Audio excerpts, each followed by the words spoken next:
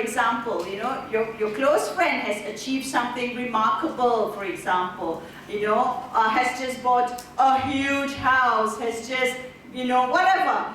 Don't you sometimes get this fleeting, I hope fleeting, fleeting thoughts that why must it be her or him and not why me, right?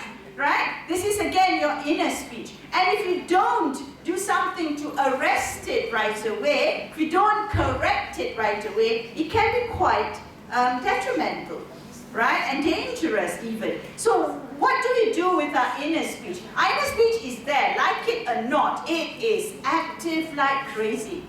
Thoughts cross in our heads in split seconds, right? And many times we seem to think that we can't help it. That's not true. If we couldn't help it, if we had no control, then why should we be held accountable for our actions? It's because we have control that we are held accountable for our actions, right? So what do we do? How do we use our inner speech effectively? It's really so simple that some of you, I think, have already made this observation. Why wasn't this taught to us?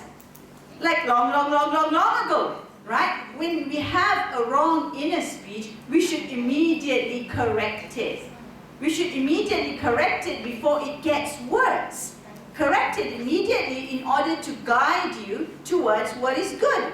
Right? And when we have the wrong, correct inner speech, when you actually use it the right way, you should commend yourself. Right? You should feel happy about it, that your inner speech is, you're using it the correct way. When we teach our kids at school, when we see something positive, say something positive about it. When we see something negative, and teach children this, when we see something negative, say something negative about the action, not the person. Look at youngsters and how they take up smoking. Why is smoking such a powerful force? Why? What are the images associated with smoking? Cool. Exactly. Exactly. So when a youngster looks at another person smoking, his inner speech is going to say, wow, he looks cool. That's really cool. Right? That's what his inner speech is telling him. What do you think his action is going to be? Right? Yeah, whatever we tell ourselves, however our inner speech is, that's what our action will follow. Okay? Your inner speech is this, your action is going to follow. If your inner speech is negative, your inner speech is guiding you towards negative, that's where your action is going to be taking you. Alright? So it's really, really powerful. Now, have you heard of cognitive dissonance? Right? You know that, right? When the mind is saying A and the action is B, when you're not in harmony, with your thoughts and actions are the opposite. This is again your inner speech. I love driving fast. I shouldn't, but I actually many times drive too fast for my own good. And I have to use my inner speech, right? And tell myself, come on, you better slow down. This is like get within the speed limit here. Slow down, slow down, slow down. That's my inner speech, right? My action, I'm speeding, and I should feel uncomfortable. When we're doing something wrong, we should feel uncomfortable. Speeding is just, one example. Anytime we are doing something wrong, doesn't matter whether it's a small wrong or a big wrong, we should feel uncomfortable about it. That's our inner speech. The feeling that we get doing something wrong and feeling uncomfortable, the things that we say to ourselves when we're doing something wrong and feeling uncomfortable, that's the inner speech. So when we feel uncomfortable doing something wrong, we increase the chances of us correcting that behavior. Right? But so long as you do not feel uncomfortable doing something wrong, you reduce the chances of correcting that behavior. So those of you who are in counseling, who are going to encounter, right? And you need to counsel people into choosing the right behavior, you're going to want to get them to feel wrong about doing something wrong. They need, they know, come on, seriously, who does not know wrong is wrong and right is right? Really, right? People know it, isn't it? It's How comfortable are you doing it? Or how uncomfortable are you doing it? So you want to maximize that sense of uncomfortable. I'm really uncomfortable doing this, right? That's a thought process, correct? That's where you change their thoughts first, before their actions can follow suit. That's the power of the inner speech. That's the power of the inner speech. And then you have free will. The free will is then going to make that free choice, right? So our inner speech and our free will, they work hand in hand. They work hand in hand with our intellect. You know what I teach the kids at school? Inner speech, intellect, free will, BFF forever. Best BFF, best friends forever. You can't have one without the other. They really work in tangent. They really work together. Look at a baby. Look at a baby. A baby, what is a baby? What is a baby? A bundle of nuffs. Right? It just wants what it wants. I don't care about anything else. Just give me what I want. Right? It will cry for everything it wants. It doesn't care if the mother is tired or sick or down with a fever. I'm hungry. Give me food now. Right? It's just a bundle of nuffs. Why? It's not able to what? Rationalize. Why not? Because the intellect isn't developed. It's not able to talk to itself, right? So the intellect isn't developed. The free will cannot make that choice. The inner speech isn't developed. It's just full of nuts, right? And then as the baby grows older, we train, yes? We train our children, yes? To start rationalizing, isn't it? Explaining it to them why is something good, why is something bad, why you need to do this, and why you need to not do that, right? That is when their intellect begins to develop and mature and get to a level enough where the inner speech can express itself and the free will can be then, the free will is then able to choose to do right or to do wrong. That is the relationship between free will, inner speech, and intellect. Now, free will, I remember when my son was very young, you know, I hope they never see my recordings because I always use them as an example, you know. I tell them though.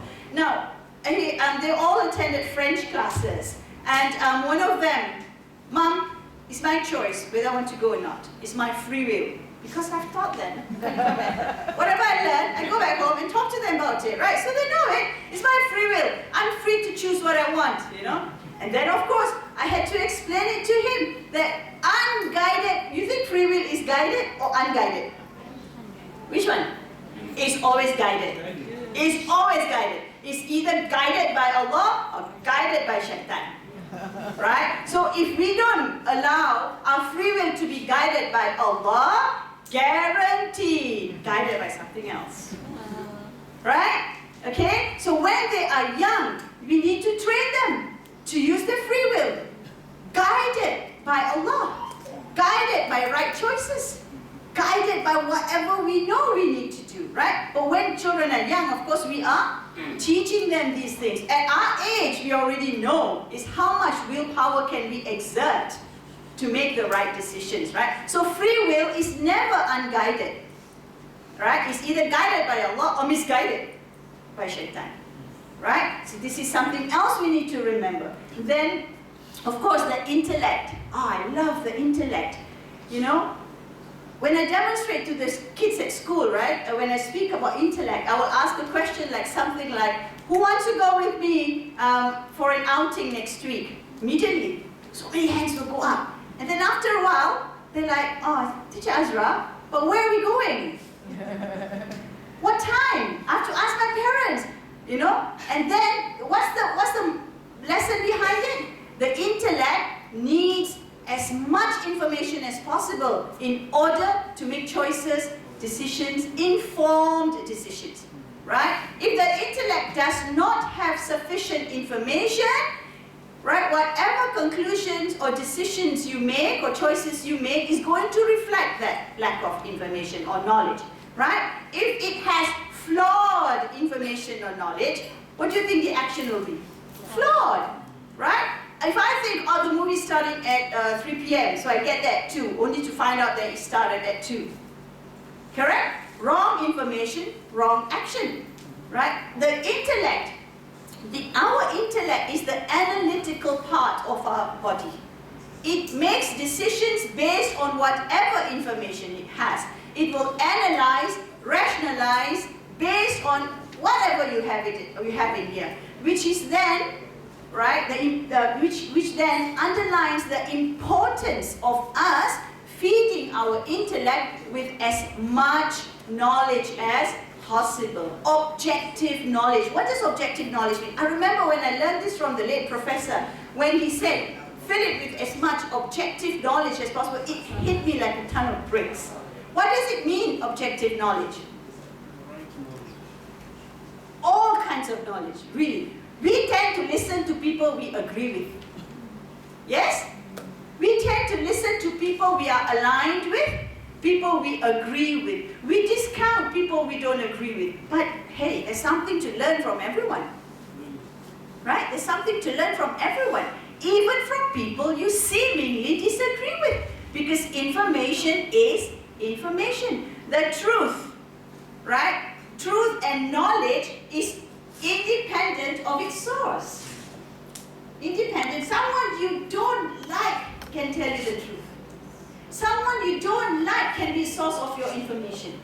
Right? So the mind has to seek information independent of all these prejudices and biases. That's why the objective knowledge.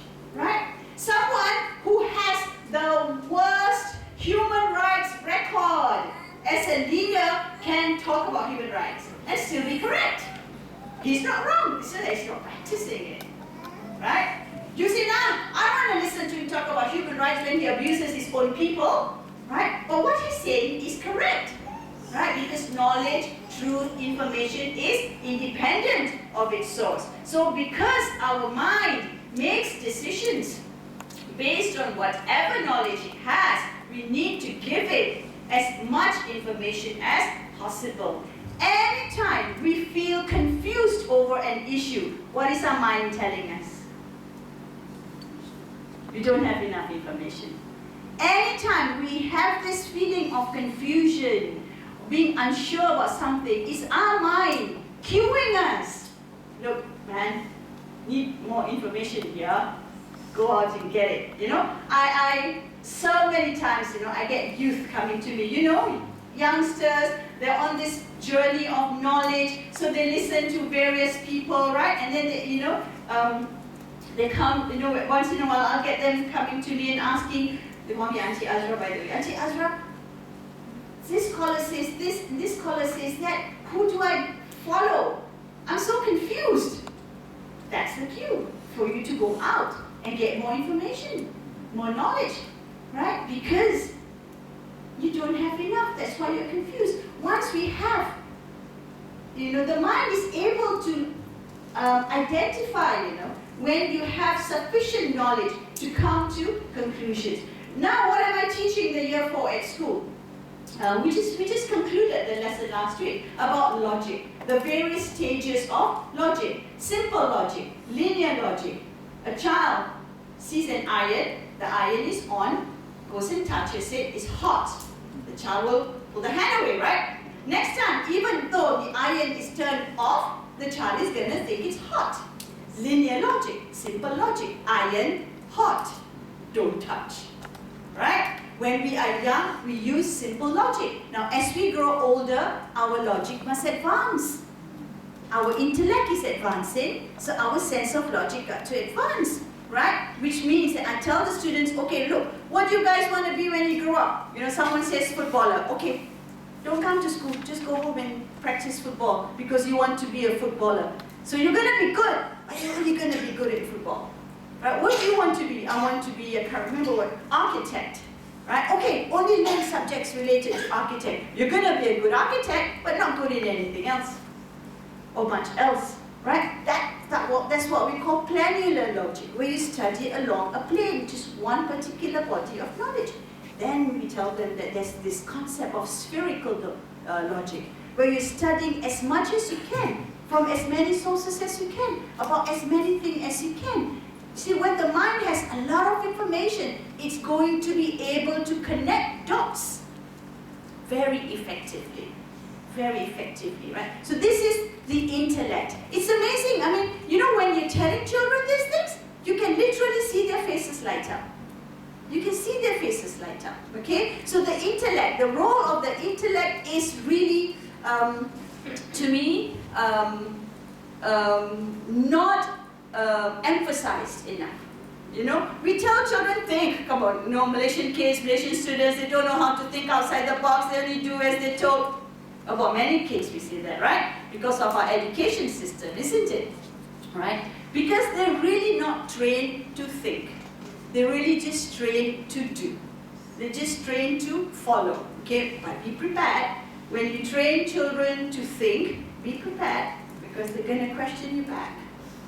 They're not going to be afraid to question you back when you train children to think, but that's a wonderful thing, right? We basically tell our kids at school, learn about everything, from everyone, from everywhere. Knowledge is knowledge. It's how we apply it that determines whether it's a good or bad outcome, right? And again, truth is independent of its source. One other thing about truth, you know how we need validation, right? Now, for example, like me, right? I'm giving this talk. Now, at the end of it, do you think I will want to know how I did? Definitely. Why? Why would I want to know that? Yeah, the sense of validation is within all of us. We need validation. That's how the mind works, together with the heart, right? So when someone tells me, oh, you know what? You could have done better, you know? You didn't manage to explain it. I'm going to get affected by that, right? Mind is going to be troubled, the heart is not going to be at ease, isn't it? Because we need validation. As Muslims, right, we believe in Islam, yes? Yes. No question, inshallah, all of us believe in the truth of Islam, right? And that truth that Allah sent us is independent, it's the truth. Capital letters, T-R-U-T-H. Does it need us to acknowledge that it's the truth? No, right? It doesn't need our validation. Do we need validation that what we believe in is the truth? How do we react when someone embraces Islam?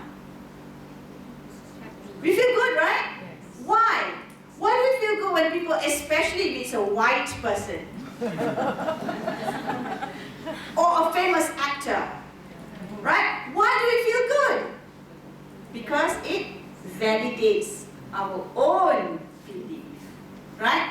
Because here, intellectually, right, your mind is saying, oh man, you know, it must be true what you're following, even though we're not saying those words. Even though we're not saying those words, that's what we're doing. And the heart's also going to feel good, right? This magical thing that we have. The heart is a powerful guide, right? Again. Okay, have you heard the saying, do I think with my head or think with my heart? Oh, yes. Have you heard that? Yes. You think with your head, yes? Can you demonstrate to me how you think with your heart? How do you think with your heart? What is the role of the heart? I think thinking with the heart, it gives a little bit more kinder thoughts, but when you think with your head, it's logic, and More. sometimes it doesn't, it's not right. Okay, so how do we think with our hearts? How does the heart think? Or does the heart think? Does the heart think? Heart feels. Heart feels. The heart feels. The mind does the thinking, the heart does the feeling. When we make decisions after we've thought about it, that's using the intellect. When we make decisions based on how we feel, that's using the heart. Right? Have you heard of this other saying, when you don't know what to do, go with your heart? Yes. What if the heart is feeling good about something wrong? See the danger? Yes. See the danger? Right? You know, there was once I was driving many years ago, I can't even remember, 10 years maybe. I was driving and there was this radio program on, radio talk show, right? And the question they were discussing that morning was, do we think with our heads or think with our heart? And I'm like, oh boy, gold mine, right? So I was listening. Not a single person who called in distinguished the two. They were all saying, oh, you know, when we're young, we think with our hearts. When we're older, we think with our heads. right? And I'm like, everybody, almost everybody. Oh, when I want to make a serious decision, I think with my head, right? That kind of thing. And then I called in. No, you managed to get through. Yes, I did. Right? I called in and I told them exactly this. I said, you know what? The mind thinks, the heart feels. And I just explained to them. And they were stunned for a while. Caroline, she's now with BFM. They were stunned for a while. I identified myself as Mrs. Ali, so much easier to pronounce. And then they said, Mrs. Ali, you have just thrown out our entire conversation for the whole morning. Right? Because this is the misconception we are in. Right? And if our children are not taught the right role of this akal that we have, or the heart that we have, they can easily fall into this. Why do we fall into, Dr. Alini said it, shaitan makes this haram look so attractive. Right? And the heart likes to feel good. Right? I'll give you another scenario, okay? Let me check the time. What's the time? Okay, we've got time. I'll give you another scenario. I'm in my 50s. Alright? I've been married 30 years. Okay? And, you know, those who've been married many, many years, you know, after a while, you don't hear sweet things from your spouse. Right? Imagine if some man came up to me and said, oh, Asra, you look da-da-da-da-da-da, and start saying nice things to me, right? And you think I'm going to feel good? Yeah. Of course! Doesn't matter that he's not my husband, he's still saying nice things. I'm going to feel good where? Here. Right? And the heart loves feeling good. You imagine if I go with that. Do you see the dangers? Do you see how office affairs can start? Yes. Right? You see, I tell you what it's taught me, this knowledge has taught me, the one incredible thing that I am so thankful for, do not be judgmental. Do not be judgmental. Right? People are going to make mistakes, small mistakes, big mistakes, okay? Serious ones with serious consequences. People are going to make mistakes, just as we are going to make mistakes. When we understand the mechanism of free will and how we can be influenced easily, right? When we understand inner speech, intellect, and now the heart, we understand the decision-making mechanism can be faulty, right? Because it's influenced by external and internal factors, okay? Then we learn, okay? We may not disagree with a particular action, but we don't judge that person. It's not up to us, right? Just as we ourselves, when we make a mistake, what does Allah tell us to do? Exactly. If we want Allah to forgive us, say istighfar and move on, why don't we give others that same room? You know, I am with Orphan Care. Orphan Care is an NGO that set up Malaysia and this region's first baby hatch, okay, in 2010. What is a baby hatch? It's not where we hatch babies. But it's where unwed mothers can leave their babies instead of throwing them in drains and other places. Alright? Now, when these girls come to us, okay, 90% consensual sex. 90%. Consensual, suka sama suka. Okay, no force. Alright? Why? Because most and all, now, by the way, 80% come without their partners. Their boys run away, the guys, all run away. Very few guys come with the, pregnant girlfriends or after they've delivered their baby. And almost all of the cases, the girls got carried away by what the guys said. The heart wanting to feel good, right? Get carried away. And then you fall into this behavior, okay? And of course, after that, we have the baby to deal with now. But what do we tell the girls? They come to us. We have counseling, and sadly, majority are Muslims. Okay, again, 80% are Muslims. So our counseling is very Islamic-based counseling. But what do we tell them? We don't want them to feel guilty for the rest of their life. We want them to move on, right? We want them to repent, admit their mistake, acknowledge it, know that they've done something wrong, and then move on. That is very important. And again, this is the role of the mind, for us to talk to the girls in a way that they're able to see it objectively, intellectually, right? And then make that decision, right, to move on. So the role of free will, inner speech, and intellect, they are like that, you know? They work hand in hand. Sometimes you don't even know which is which. Okay, because you know there's such a blurred lines between the two. And then of course we have the additional role of the heart. Okay, and all of these are powerful mechanisms to guide us towards good or misguide us towards evil. Okay, all right. I think that's it. Yeah. Any questions? I know we actually use PowerPoint, but I'm a freestyler. Any questions? Yes, a question. Yes? We are not angels. We're not? Yeah, we are not angels. Sometimes what happens is this, you'll get stimuli, all sorts of stimuli. But if those things were to finish at our inner speech without choosing, because when we choose, it can be a nasty choice. For example, while I'm driving and then another man is going to driving, Yeah. cut queue or whatever without any signal or anything, I'll be automatically Yes.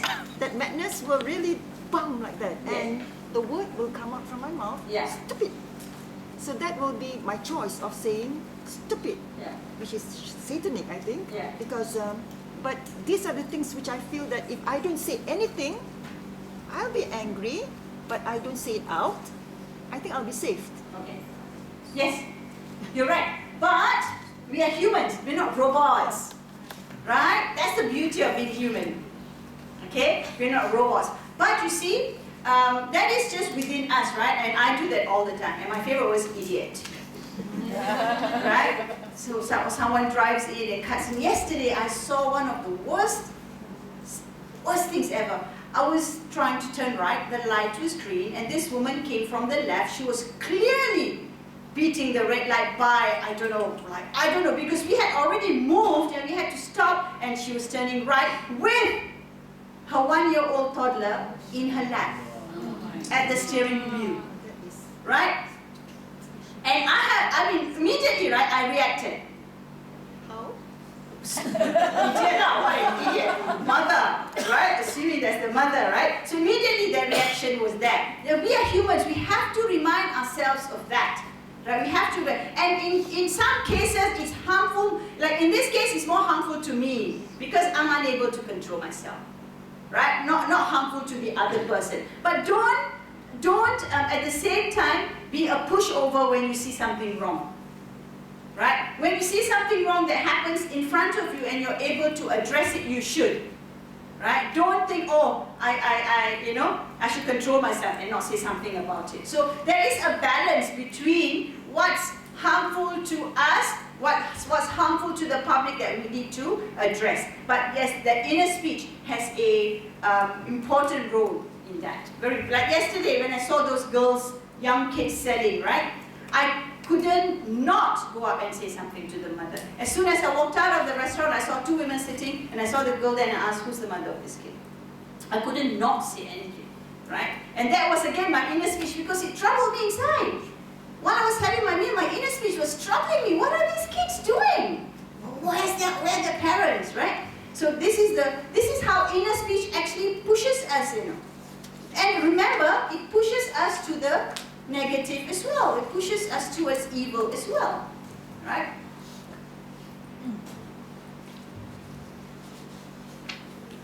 Any other questions?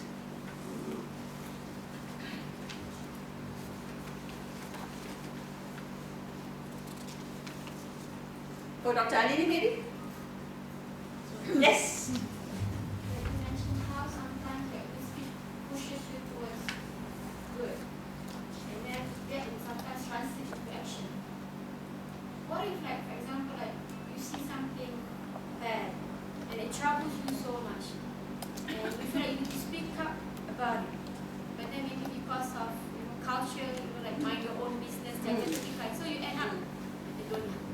keeping quiet, right? Yeah. So what's that actually?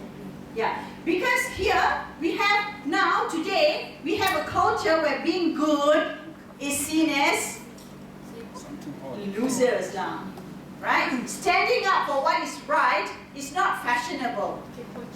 Kepochi, right? Standing up for what is good, what is right is not seen good anymore. You know, it is like, just let people be what they want to be. All right? You, again, go back to the second responsibility of being Khalifah of Allah. Right? You cannot force someone to be good. But you know, the Prophet himself told us, when you see something good, correct it with your, right? Yes, 3 stages, right? At the very least, condemn it in your heart. Right? So it is actually a collective responsibility, you know. I see it as a collective responsibility as a society, as members of a community, to address a wrong when we see it. The question is, how do we address it? Remember many years ago, Beyonce wanted to perform here. Right? What? Really? So predictable, you know. We are so predictable. How did Muslims react? Protest, rally, right? Right? And what were they shouting at the rally? Allahu Akbar! Allahu Akbar, right? What do you think? What do you think the reaction will be? Is that addressing it with beautiful words and wisdom? You are trying to address something, right? But is that addressing it with beautiful words and wisdom, right? The people who wanted to prevent Beyonce from performing, they're not wrong. But how did they go about it? It's questionable, right? Like today, you know, when people, astaghfirullah, but when people drew cartoons of the Prophet, how did we react? It made things worse, right? So yes, the culture of addressing, okay, simple. You're in a queue, in a supermarket, someone cuts a queue. How much courage do you have to tell that person? Right? So standing up for the right thing is getting to be very difficult these days. But you need to, you can't not. It's not an option. To me, it's not an option. Sister, it's actually the way how you're going to say it. Yes. Yeah, you can shout at her. You can say, please, this is a queue. Yeah. The way you say it. Correct. But we still can make her Yes. back to I do it all the time. I'm like, excuse me, the queue is this way. Yeah. Right? There was once a woman who was queuing in 2 aisles. She made her mother queue this side and she queued this side. I didn't know until we got to the cashier. Then she called her mother, oh, this one is faster. And I said, were you queuing in 2 aisles at the same time? You know? And she was so shocked by just that one question. Immediately she knew it was wrong, right? I didn't have to tell her anything. I just asked her, were you queuing in 2 aisles at the same time? You know? And she was like, you know, she's taken aback. So it's how we do it. Oh, we need to. Otherwise, a lot of people are going to get away. You know, when you get away with small things, this is one of my favorite quotes. When you do a small wrong, it's the beginning of doing many more small wrongs that ultimately lead to bigger wrongs. Right? When we allow people to get away with small wrongs, it opens the door for bigger wrongs. It's just how we address it that's important. Where does sabar comes in? Sabar? Sabar. Sabar? Yeah. Yeah. Right? It's a fine balance, right? Yeah. Yeah.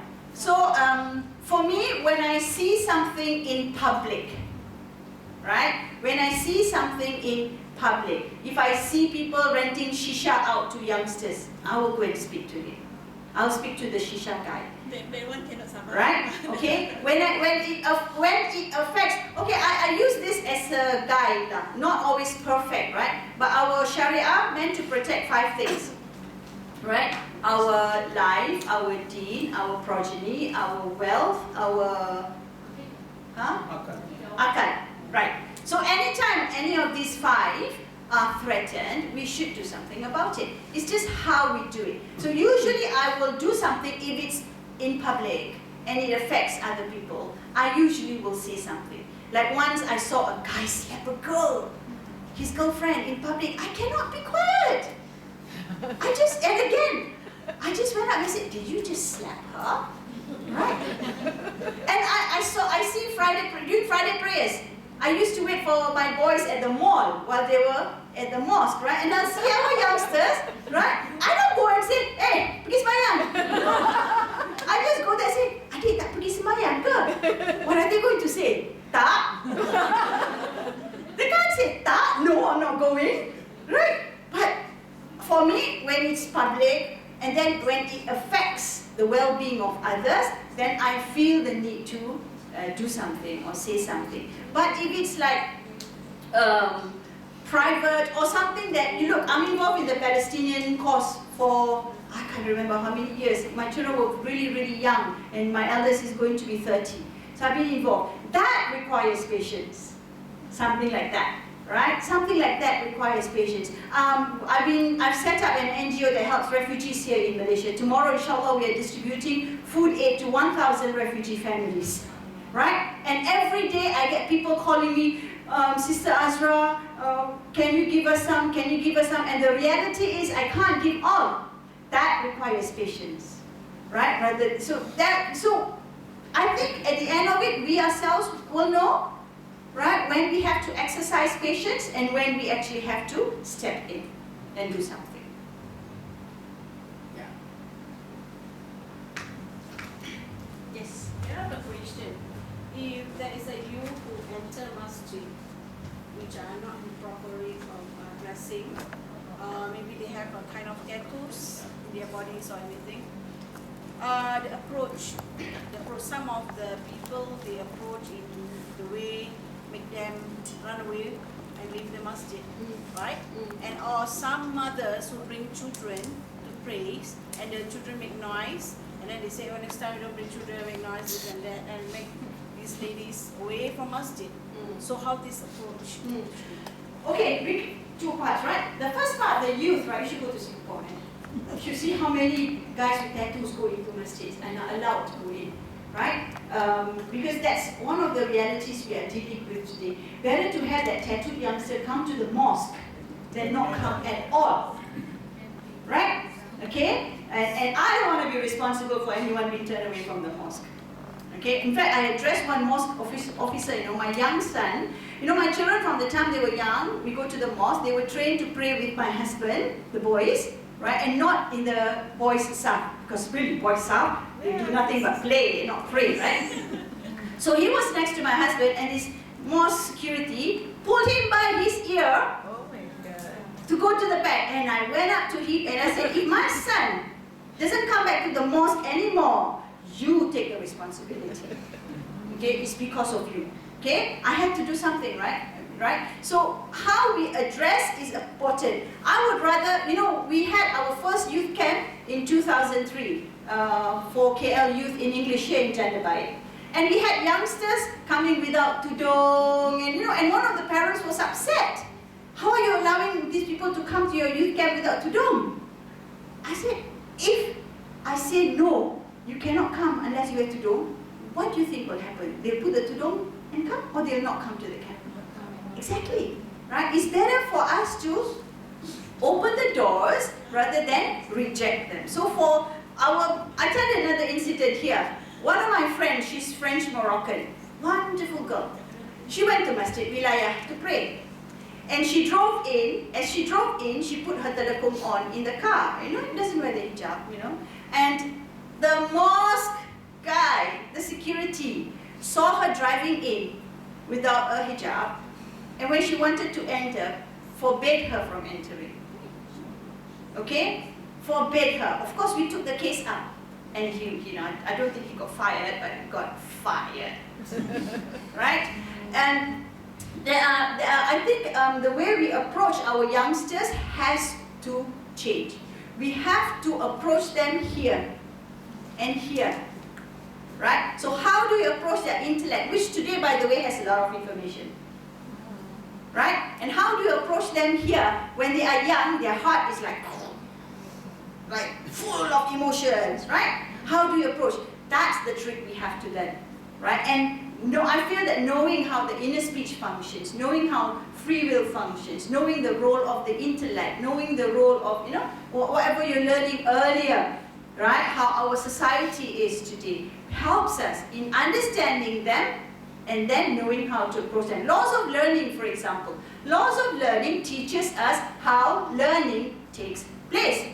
When we understand how learning takes place, we will then be able to know how to teach best. Right? About the mothers, I'm afraid I'm one of them who gets annoyed when children start screaming in the mosque. Okay? So I think the best approach, and some of our mosques here have done it, right, is to actually get the mosque committee to provide an alternative, right, so that the mothers can bring their children, enjoy coming to the mosque, and still have their children taken care of. For example, at Masjid Wilayah, they have youngsters, young volunteers giving out sweets, see that the children are all in line, have an area for mothers and children at the back, but I don't think we should tell them to not come to the mosque. I think All right. another practical is what happened in Singapore. They open a library for the children to Yeah. sit, and then there is some youngsters taking Look care of after, the right? children. Masjid Wilayah has a playpen Yeah. for the children, and there's some people looking after the kids while their mothers are praying. All right? Okay, thank you very much. I hope our lectures have brought some benefit, inshallah, and that you enjoy the rest of the weekend here.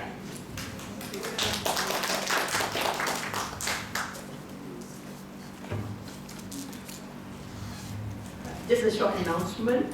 We've got here books that are published by the foundation. The books were really lectures delivered by the late Professor Muhammad, and Sister Fatima has compiled into this book. So if you want to see how the lectures were presented, it's almost like what he would be talking. So it's like listening to him talking when you read this book. So we have this on sale at the back if you want. Unfortunately, not so many copies available. We still have a lot at the foundation. If you want, it's only 5 ringgit, and got other work of Brother Muhammad as well.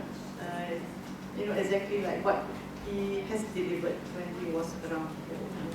So just inform us. Okay.